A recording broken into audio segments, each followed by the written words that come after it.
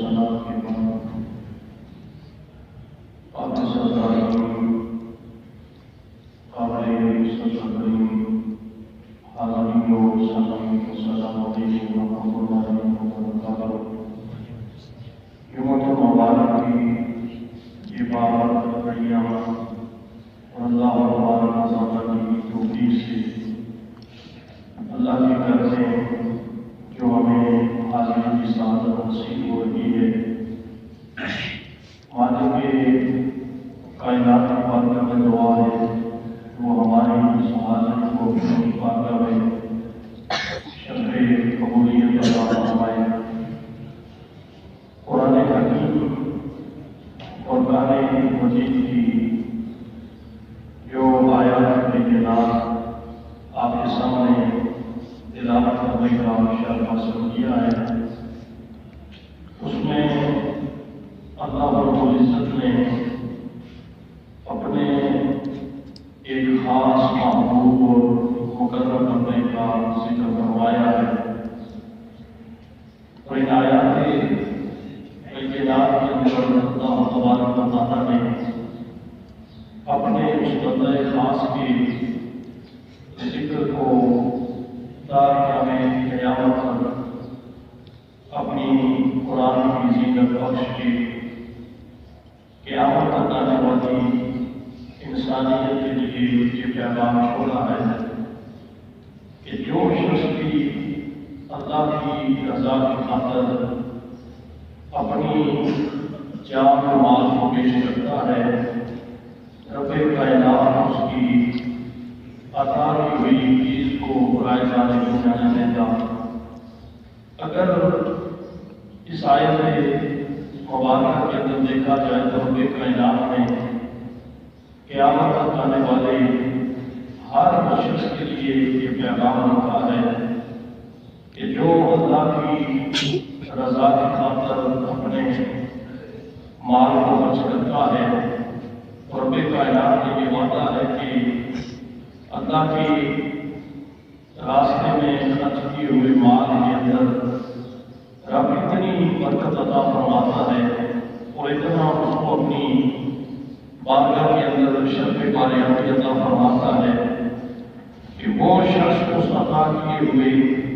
माल की वजह से जहन्नम की आग से दूर कर दिया जाता है, और रब्बे कायनात उस शख्स के लिए अपनी रज़ा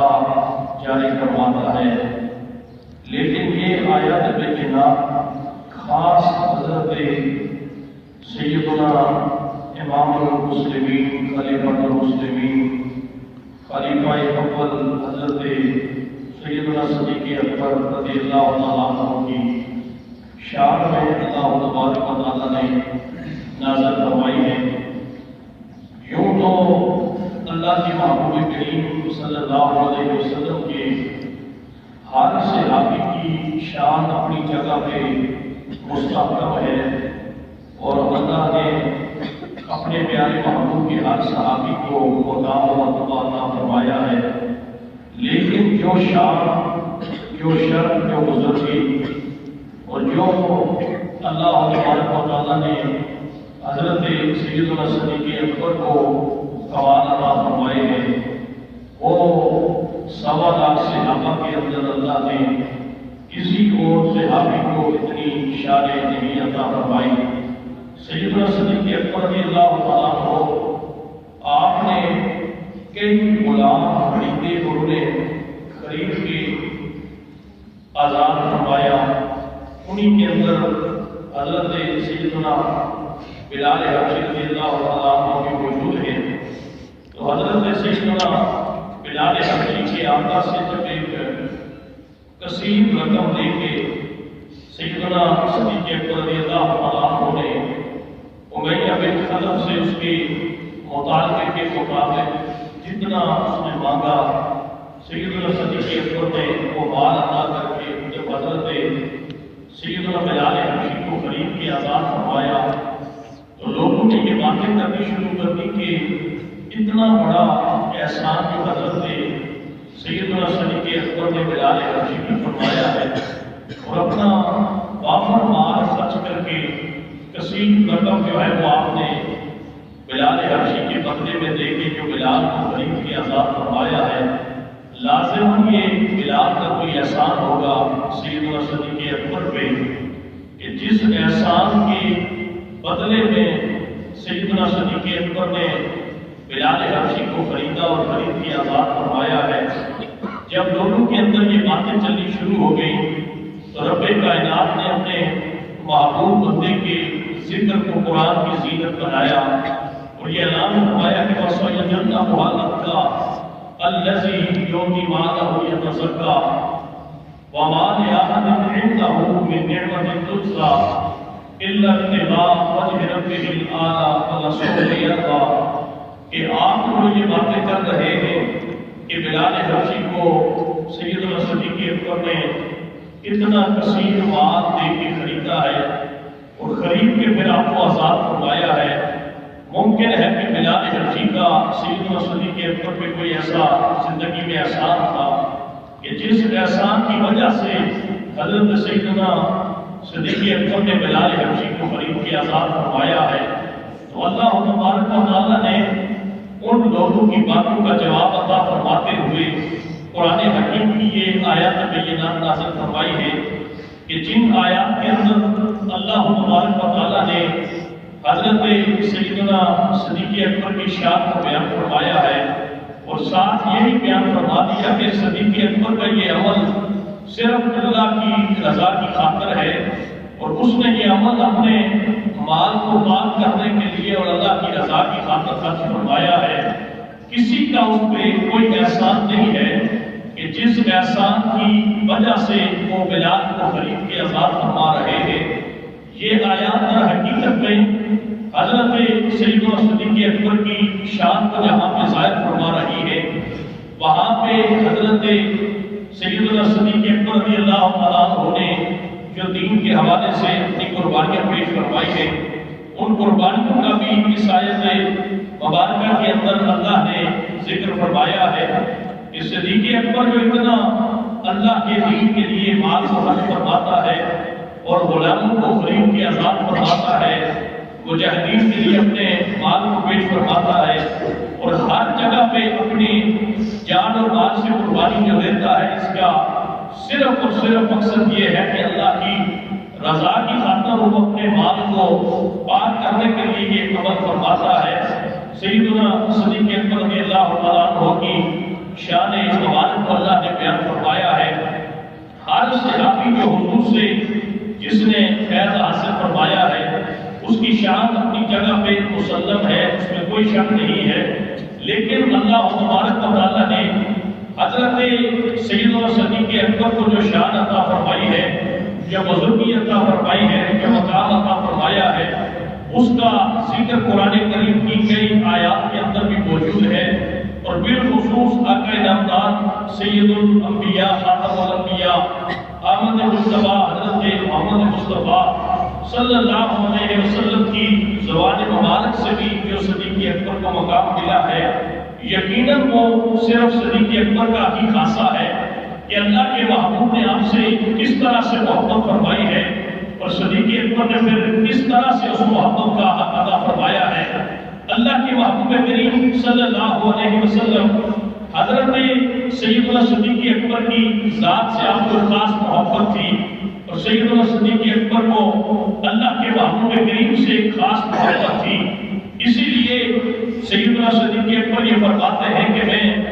ملک یمن کے اندر تجارت کی غرض سے جب گیا تو وہاں پہ میں نے جب یمن کے اندر ایک شخص سے ملا جو یہودیت کا راہب تھا اور یہودیت کا بہت بڑا عالم تھا،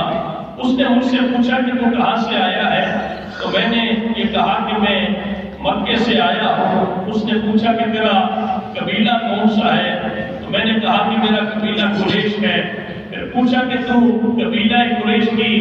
کون سی جو ہے وہ برادری سے ہے؟ تو میں نے کہا کہ میں بنو تمیم میں سے ہوں، مرہ بن تمیم کی اولاد میں سے ہوں۔ پھر مجھ سے اس شخص نے بہت ساری باتیں کرنے کے بعد کہا کہ میں تیرے انتظار میں تھا، تجھ سے ملاقات کرنا چاہتا تھا۔ یہ ایک لمبی جو ہے وہ ایک حقیقت ہے، ایک لمبی جو ہے وہ کہانی ہے، اس میں نہیں جانا چاہتا۔ سیدنا صدیق اکبر یہ فرماتے ہیں کہ اس شخص نے کہا کہ یہ تو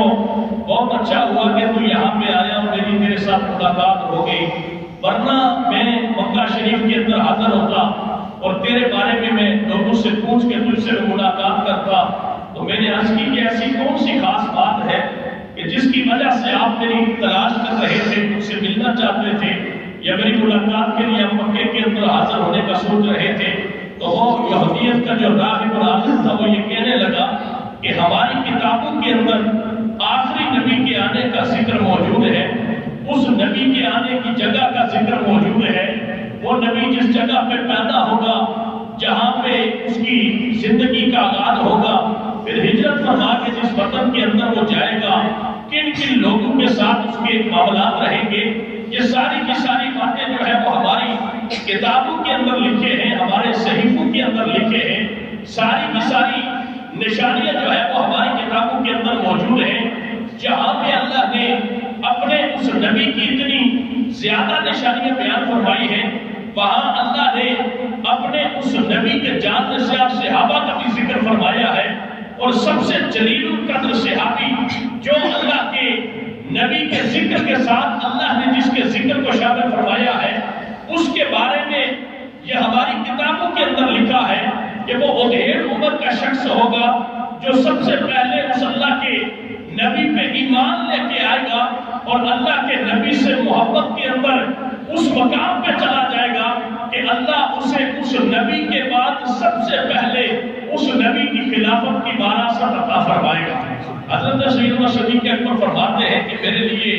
اس شخص نے یہ جو پیشن گوئی فرمائی، مجھ سے ملاقات کرنے کے بعد اس نے ساری نشانیاں بیان فرمائی اور کہا کہ وہ ساری کی ساری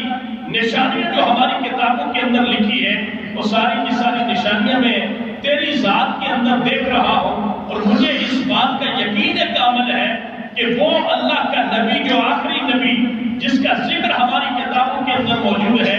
اگر وہ تیرے ہوتے ہوئے اعلان نبوت فرماتا ہے تو تو ہماری کتابوں کی نشانیوں کے مطابق اس پہ ایمان بھی لانا اور اس کی ہر جگہ پہ مدد بھی فرمانا۔ حضرت سیدنا صدیق اکبر فرماتے ہیں کہ یہ اللہ کی طرف سے ایک حکم تھا اور اللہ کی طرف سے ہی یہ فیصلہ تھا کہ میں جب واپس مکہ المکرمہ کے اندر یمن سے پہنچا تو آپ فرماتے ہیں کہ میرے آنے کی اطلاع چوئی پہنچی تو میرے گھر کے اندر صنادید قریش بڑے بڑے ابو جہل، ابو لہب جیسے اور عتبہ اور شیبہ جیسے، ولید بن مغیرہ جیسے بڑے بڑے جو ہے وہ سرداران قریش میرے گھر کے اندر آئے اور کہنے لگے کہ ابو بکر تو عبداللہ بن ابن قحافہ تو جو ہے وہ تجارت کی غرض سے ملک یمن گیا تھا، کیا تجھے پتہ چلا ہے کہ مکے کے اندر ایک عجیب شخص جو ہے اس نے نبوت کا دعویٰ فرمایا ہے؟ سیدنا صدیق اکبر فرماتے ہیں کہ میں نے کہا کہ وہ شخص کون ہے؟ تو کہا کہ وہ عبداللہ کا نعوذ باللہ یتیم جو ہے محمد بن عبداللہ یہ دعویٰ کرتا ہے کہ اللہ نے اس کو نبوت عطا فرمائی ہے۔ سیدنا صدیق اکبر فرماتے ہیں کہ میں نے ان سے یہ کہا کہ میں اس نبی سے ملاقات کرنا چاہتا ہوں، پہلے میں اس کی بات سننا چاہتا ہوں، پہلے اس نبی کے دین کے حوالے سے جو فکر ہے اس فکر کو میں سمجھنا چاہتا ہوں، پھر میں آگے تمہارے ساتھ جو ہے وہ اپنی بات کروں گا۔ سیدنا صدیق اکبر فرماتے ہیں میں نے پتہ کیا اور اللہ کے محبوب اس وقت سیدہ النساء سیدہ خدیجہ کبریٰ کے گھر آپ جلوہ فرما تھے۔ سیدنا صدیق اکبر فرماتے ہیں کہ میں حضرت سیدہ خدیجہ کبریٰ رضی اللہ تعالیٰ عنہ کے گھر تشریف لے کے گیا، میں نے دروازے پہ دستک دی، اللہ کے محبوب کریم باہر تشریف لائے۔ اللہ کے محبوب جب باہر تشریف لائے تو میں نے آپ سے یہ عرض کی کہ اے محمد بن عبداللہ آپ کون سے دین کی بات کرتے ہیں؟ کیا آپ نے اپنے آبا و اجداد کا دین چھوڑ دیا ہے؟ کیا آپ نے اپنے بزرگوں کے دین کو ترک فرما دیا ہے؟ اللہ کے محبوب نے فرمایا کہ ہاں،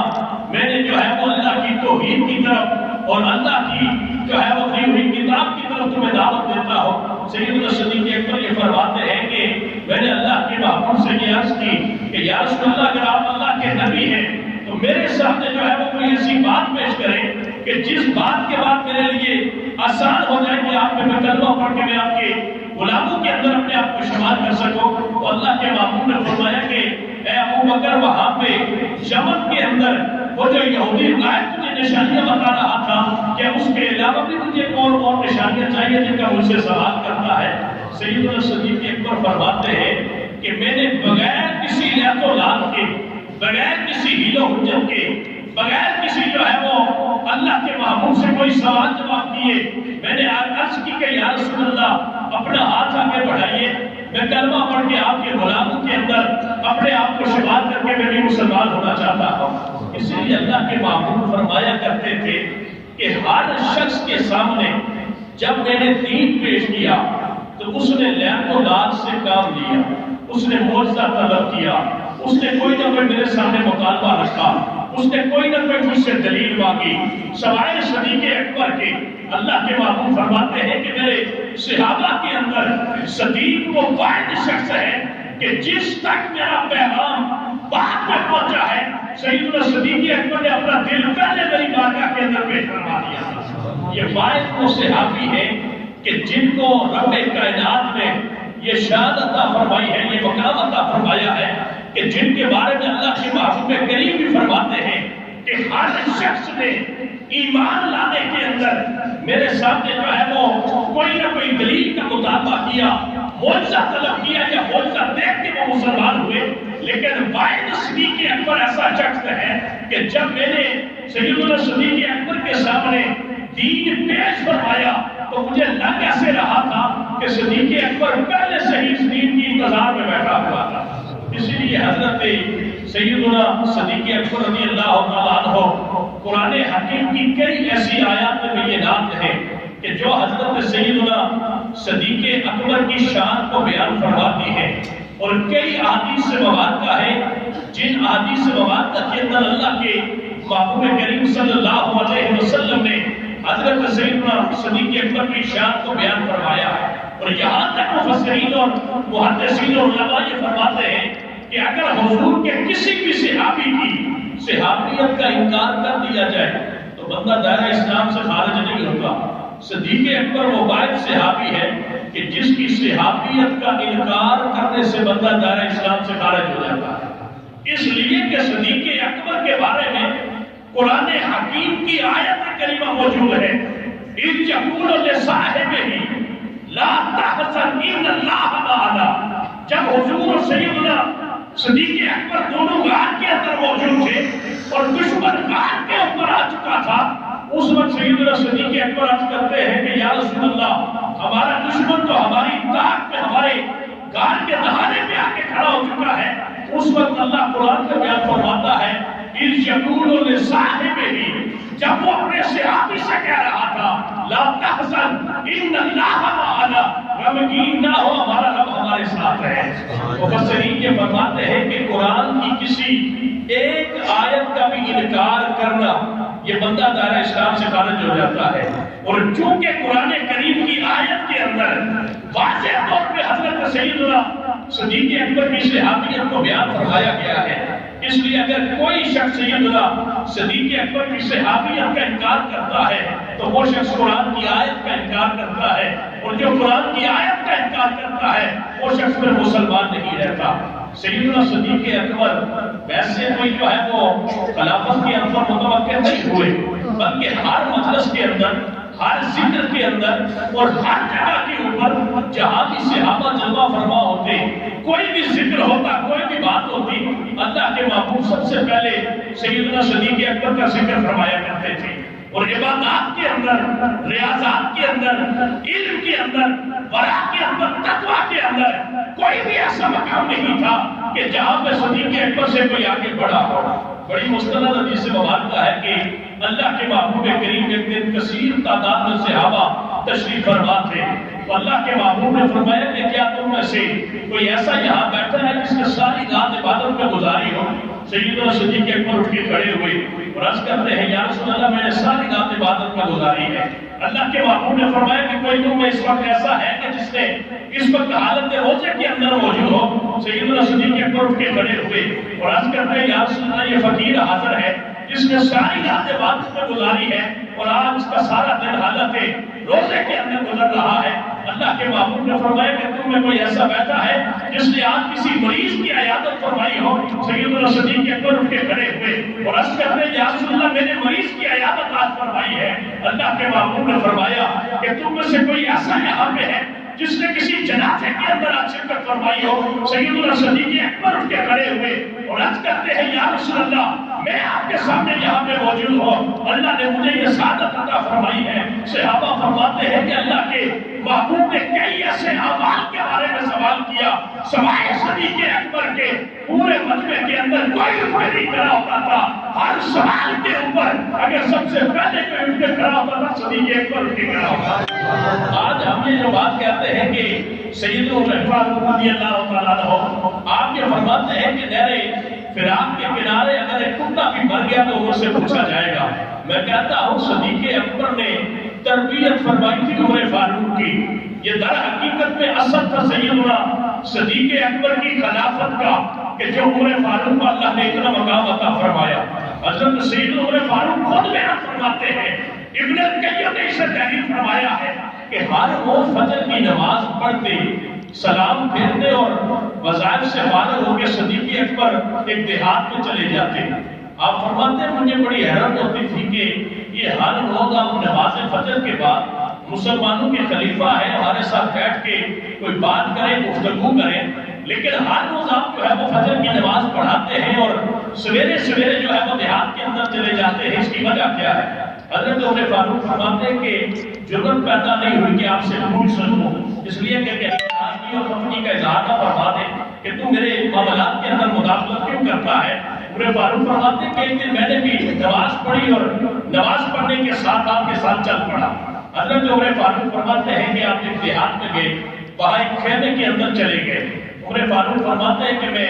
بڑی دیر باہر بیٹھ کے انتظار کرتا رہا، کافی دیر کے بعد آپ اس خیمے سے باہر نکلے اور واپس جو ہے وہ مدینے کی طرف آپ تشریف لے کے آئے۔ عمر فاروق فرماتے ہیں کہ میں ایک تجسس کا دل کے اندر ایک سوچ تھی کہ آخر اس خیمے کے اندر آپ آتے کیوں ہیں، اور یہ تو ہر روز کا آپ کا معمول ہے کہ فجر کی نماز پڑھانے کے بعد فوراً جو ہے وہ آپ یقیناً اسی خیمے میں تشریف لاتے ہیں۔ عمر فاروق فرماتے ہیں کہ میں اس خیمے کے اندر جب داخل ہوا تو کسر کرسی اور لاچارگی کی ایک تصویر میرے سامنے تھی، ایک نابینا بڑھیا جو ہے وہ وہاں پہ پڑی ہوئی تھی، اس کے معصوم بچے وہ بھی معصومی کی حالت میں تھے، وہ بچے اس خیمے کے اندر تھے۔ عمر فاروق فرماتے ہیں میں خیمے میں داخل ہوا اور میرے جو ہے وہ سانس زندہ ہو گئے۔ میں نے اس بڑھیا سے کہا کہ اماں تو یہاں پہ اس حالت کے اندر رہتی ہے، یہ بتا کہ تیرے معاملات کیسے گزرتے ہیں، تیری زندگی کے اندر کس طرح سے تو اپنے دن گزارتی ہے۔ تو بوڑھی نے ایک ہی جواب عطا فرمایا کہ جب سے اللہ نے ہمارے اوپر یہ مصیبت نازل فرمائی ہے تب سے اللہ نے ہمارا ایک بندوبست فرمایا ہے، ایک بندہ آتا ہے میرے گھر میں ہر روز بنا ناگا صبح کے وقت میرے گھر کے اندر صفائی کرتا ہے، جھاڑو لگاتا ہے، میری بکریوں کا دودھ دھو کے انہیں چارہ ڈال کے دودھ ہمیں پلا کے جو ہے وہ گھر کے اندر سارا انتظام کر کے ہر روز وہ بندہ جو ہے وہ میرے گھر آتا بھی ہے اور چلا بھی جاتا ہے۔ حضرت عمر فاروق کہتے ہیں ماں تجھے پتا ہے تیرے گھر میں آ کے ہر روز جو جھاڑو لگاتا ہے، تیرے برتن مانتا ہے، تیری بکریوں کا دودھ دھوتا ہے، تیرے گھر کی صفائی کرتا ہے، تجھے پتا ہے یہ کون ہے؟ بوڑھی کہتی ہے میں نے اس سے کئی دفعہ نام پوچھا لیکن اس نے اپنا نام نہیں بتایا۔ عمر فاروق نے کہا ماں یہ کوئی اور نہیں ہے، یہ مسلمانوں کے خلیفہ صدیق اکبر ہے جو تیرے گھر میں تشریف لاتے ہیں۔ اور عمر فاروق نے باہر نکل کے ایک جملہ کہا تھا، آپ نے کہا تھا ابو بکر تم نے ہمارے لیے ایسے کام چھوڑ دیے ہیں کہ جن کے اندر ہمارے لیے تھکاوٹ کی تھکاوٹ ہے۔ یعنی عمر فاروق نے یہ جملہ کہا کہ عمر اگر تیرے بعد اے ابو بکر اس جگہ پہ تیری جگہ پہ اگر کوئی مسلمانوں کا خلیفہ بنے گا تو اس کے لیے تو کتنی بڑی جو ہے وہ سوچ چھوڑ کے جا رہا ہے، کتنی بڑی فکر چھوڑ کے جا رہا ہے۔ سیدنا ابو بکر صدیق رضی اللہ تعالیٰ عنہ کو جب مسلمانوں کا خلیفہ مقرر فرمایا گیا تو آپ جو ہے وہ تاجر تھے اور کپڑے کی آپ تجارت فرماتے تھے۔ دوسرے دن صحابہ نے دیکھا جب طے ہو گیا کہ مسلمانوں کے خلیفہ ہیں، دوسرے دن صحابہ نے دیکھا کہ کپڑوں کے تھان جو ہے وہ آپ نے اپنے کندھوں پہ ڈالے ہوئے اور مدینے کی گلیوں کے اندر آواز لگا کے کپڑا بیچ رہے۔ صحابہ نے رو کے کہا ابو بکر آج اس طرح سے آپ کپڑا نہ بیچیں، آپ کپڑا نہ بیچیں، آپ مسلمانوں کے خلیفہ بن چکے ہیں، آپ بادشاہ بن چکے ہیں، اتنی بڑی سلطنت جو ہے آپ اس کے والی اور وارث بن چکے ہیں، تو آپ نے فرمایا کہ میں بادشاہ تو بن چکا ہوں، لیکن گھر کا انتظام و انصرام چلانے کے لیے مجھے محنت مزدوری تو کرنی پڑے گی۔ سیدنا عمر فاروق نے آگے بڑھ کے کہا کہ حضور ہم آپ کے لیے بیت المال سے وظیفہ مقرر کر دیتے ہیں، جس کی وجہ سے جو ہے وہ آپ اپنے گھر کا انتظام بھی چلاتے رہیں گے اور ہمیں امور بادشاہ کے اندر آپ سارا وقت عطا فرمائیے۔ سیدنا صدیق اکبر نے پھر وہاں پہ فرمایا کہ میری تنخواہ اتنی رکھو کہ جتنی مدینے کے اندر ایک مزدور کی تنخواہ ہے، ایک مزدور کی دن کی اجرت ہے، میری اجرت اتنی مقرر کر دی جائے۔ صحابہ نے پھر عرض کی حضور آپ بادشاہ ہیں، عام مزدور کی مزدوری کی اجرت کے لحاظ سے آپ کی گزر اوقات مشکل ہو جائے گی، آپ جو ہے وہ اپنی اجرت بڑھا دیں، آپ کی جو ہے وہ وظیفہ ہم بڑھا دیتے ہیں۔ سیدنا صدیق اکبر نے پھر وہاں پہ فرمایا تھا کہ اگر میری اجرت کے اندر، مزدور کی اجرت کے اندر میرے گھر کا چولہا نہیں چل سکتا تو پھر یہ کرو کہ جتنی میری اجرت مقرر کرو گے اتنی اجرت جو ہے وہ مزدور کی بھی مقرر کر دی جائے۔ حضرت سیدنا صدیق اکبر وہ واحد صحابی ہے کہ اللہ کا قرآن یہ فرماتا ہے میں نے اپنا نبی تمہیں عطا کر کے تمہارے اوپر احسان کیا ہے، اور اللہ کے نبی فرماتے ہیں میں نے ہر آدمی کے احسان کا بدلہ چکا دیا ہے سوائے ابو بکر کے احسانات کے، ابو بکر کے احسانات کا بدلہ قیامت کے دن اللہ عطا فرمائے گا۔ اگلے جمعے اللہ نے زندگی عطا فرمائی تو آپ کے سامنے سب یہ بیان کروں گا کہ سیدنا صدیق اکبر کے کتنے بڑے احسانات ہیں، اللہ کے نبی کے اوپر بھی ہے اور اسلام کے اوپر بھی احسانات ہیں۔ جب اللہ کے نبی کی میت گھر میں پڑی ہوئی تھی، یہودہ نصارہ اپنی پوری طاقت سے جو ہے وہ افواہ پھیلا رہے تھے، صحابہ کے اندر انتشار کی کیفیت پیدا ہو چکی تھی، ٹوٹ پھوٹ کا شکار ہو چکے تھے۔ اس وقت اگر کسی نے فام و فراست کے ساتھ اسلام کے علم کو سنبھالا ہے تو سوائے صدیق اکبر کے ہمیں کوئی دکھائی نہیں دیتا، کیونکہ 22 جمادی الثانی جو ہے یہ مہینہ جو چل رہا ہے، 22 جمادی الثانی 13 ہجری کے اندر آپ کی شہادت ہے، آپ کا جو ہے سال باتمال ہے۔ اس حوالے سے کہ اللہ ہمیں ایسے لوگوں کی زندگیوں سے سبق حاصل کرنے کی توفیق بھی عطا فرمائے، اور ان لوگوں کے جس انداز سے شب و روز گزر رہے ہیں اللہ ہمیں بھی توفیق عطا فرمائے کہ ایسے دن جو ہے وہ ہم گزار سکے۔ گزشتہ جمعہ مبارک میں میں نے آپ کے سامنے یہ اعلان کیا تھا کہ انشاءاللہ کل جو بروز ہفتہ یہاں پہ الزائر فری ہاسپٹل کے زیر اہتمام و زیر سرپرستی مخدوم ملت بلیہ مرکزی دربار عالیہ مولا شریف حضرت پیر احمد فاروق صاحب دامت برکاتہ القدسیہ آپ کی ذاتی کاوش سے، ذاتی کوشش سے جو ہے یہاں پہ ہی فری میڈیکل کیمپ کا اہتمام ہے، پہلا محنت بھی دیکھ رہے ہیں۔ تقریباً 15,000 10 سے 15,000 روپے کے جو آپ کے ٹیسٹ ہیں وہ فری یہاں پہ ہوں گے، بغیر کچھ کھائے خالی پیٹ کل آپ یہاں پہ تشریف لے کے آئے۔ اگر آپ محسوس کرتے ہیں کوئی اور شخص بھی اس طرح کا ہے تو اسے ضرور یہاں پہ لے کے آئے، تاکہ یہ ایک کار خیر ہے، ایک نیک کام ہے۔ اللہ ہمیں اس کے اندر جو ہے وہ اپنی محبت شامل کرنے کی بھی توفیق عطا فرمائے، اور جو لوگ اس کے اندر اپنا کر رہے ہیں اللہ ان کے اس عمل کو اپنی بارگاہ میں قبول فرمائے۔ کل انشاءاللہ 8 بجے یہاں پہ خالی پیٹ آپ جو ہے وہ تشریف لائیں، تاکہ آپ کے جو ٹیسٹ ہوں گے اللہ ہم سب کو ایسے کاموں کے اندر بڑھ چڑھ کر حصہ لینے کی توفیق عطا فرمائے۔